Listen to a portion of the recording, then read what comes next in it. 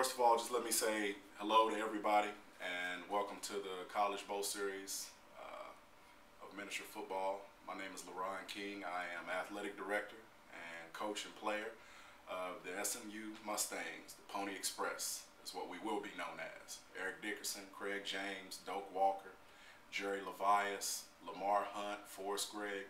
All those guys, you'll hear about them later on once the season starts up in the ACC. But what I want to talk about right now, more than anything else, is the fact of how this all began.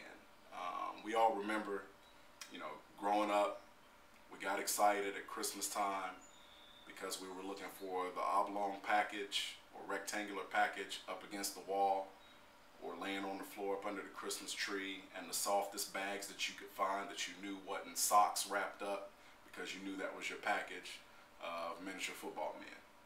And you played it all day. It got to a point to where my mother and my grandparents would hide that and wouldn't let me open that until later on in the day, simply because once I got a hold of that, I wouldn't play anything else. That's just the way that it was, because I loved it so much, and we all do.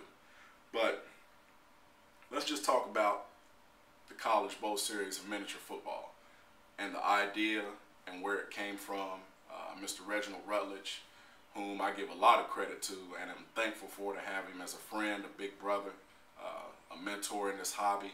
I met the gentleman about 6 years ago, called him up during Christmas time and told him he didn't know me from Adam, but I found his website and I wanted to get back into the hobby. This man didn't know me, and 2 months later he had me out to his house. Didn't know if he was picking up some insane person at the airport. Spent the night with him and his lovely wife Rose, had a good time, joined the DFW League. And from that spawned a relationship and ideas that, a lot of things could be nationwide. And in doing so, here comes the College Football League, College Bowl Series of miniature football. Who would have ever thought that from a post that was just thrown out on a miniature site, that was just put out there as a post just to see what the reaction would be from Reginald Rutledge, that there will be over 50 coaches that are now participating in this league nationwide. Will we ever have thought this would have happened? Probably not. A lot of people really didn't want it to happen. You had a lot of naysayers out there, but that's okay because it's happening now.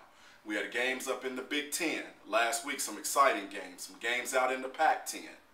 You can play with whatever team you want to. It doesn't matter.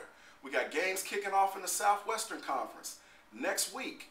We got the TCUs and the Texas and Tennessees and the Oklahomas. We got all these teams in the Southwestern Conference kicking off next week, where we would never have this any other way. So what is it not to be excited about? Why all the naysayers and the haters? That really doesn't matter. What matters is that all of a sudden, in a matter of 6 to 8 months, you get to become an athletic director, a coach, a player, and play on the team if you want to. Like a gentleman up in Michigan, Mr. Greg Hardman, has himself on the Saginaw Valley State college football team in the Big Ten. And that's cool. Where else could we do this? You can't do it on video games. If you could, it's not as fun. And I play video games, but it's still not the same. But you do it on here and you get attached. And this is a little bit different than playing in a pro league, because you have roots with whatever college team it is, whether you went there, played there, or it just happened to be a favorite team of yours. I'm rooting for Wally Jabs up in the Big East because he's playing with the Nebraska Cornhuskers. It's my favorite team. Love them to death. But I also love the SMU Mustangs. A team where you get to fill your rosters, or a league where you get to fill your rosters in the College Bowl Series of miniature football with whomever you want on that team. For example, I have to make up my mind and figure out, do I want Doak Walker and Craig James and Kyle Rote and Eric Dickerson and Reggie Dupart all in the backfield? I got Don Meredith quarterback and Raymond Berry play wide receiver for SMU.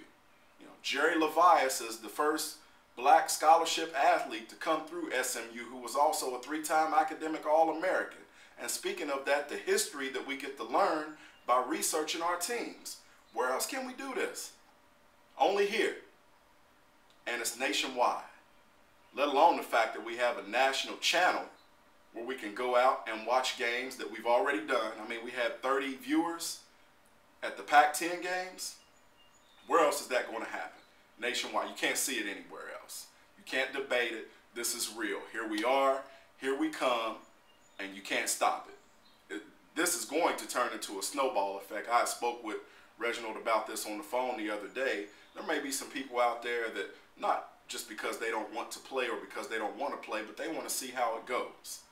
And from the excitement that I've seen on the miniature football site and what people are talking about, this is going to snowball into, hey, we may have another 5, 10 coaches, maybe more, come in next year and play and add them to the conferences. We got a playoff system set up through bowls where everybody gets a chance. Finishing in that top 4 or 5 in your conference gets you into the playoffs. But you got to be ready to play. If you're not in this style of play, you can go home very early. You can go home very early and be very disappointed. And along with this style of play,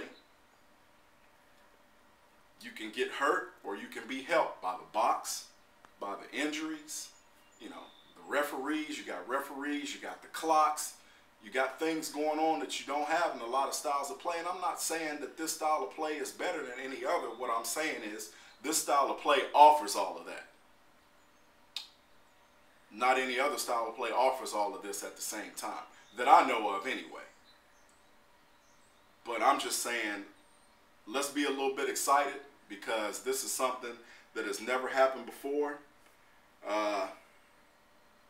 And in all of this, we're going to end up, I believe, in Canton, Ohio, at the Hall of Fame for the national championship.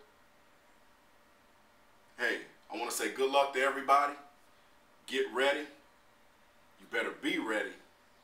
You better have your special teams in order because, trust me, they're critical. Your audibles, understand the rules. Make sure you have your backups because if you don't, somebody gets hurt, it could be a done deal for you. For the season, for the year. All it takes is a couple of plays to shake of that box can change everything. Because you're down 21, 28 to nothing in the second quarter doesn't mean anything in this style of play. You can very easily go out, kick the ball off, shake the box. The man fumbles, your player picks it up. Now you got 1st and goal or 1st and 10 from the other side of the field and you score. Now it's 28-7. And the same thing can happen. You can kick off again. They start an offensive series, drive on you, return a punt for a touchdown, or get a holding penalty. Now they got 1st and 20. And the coach that you're playing against happens not to be that good at passing the ball. He can only run. But you know how to stop his run. You've learned how to stop it. You've adapted to this style of play. Now it's 28-14. And etc. You see where I'm going with this. So play your games all the way through. Learn while you're playing. Good luck to everybody. Look forward to seeing you. And, hey, I wish you the best. And just be ready. This is real. It's on the real. Let's get it done. Peace.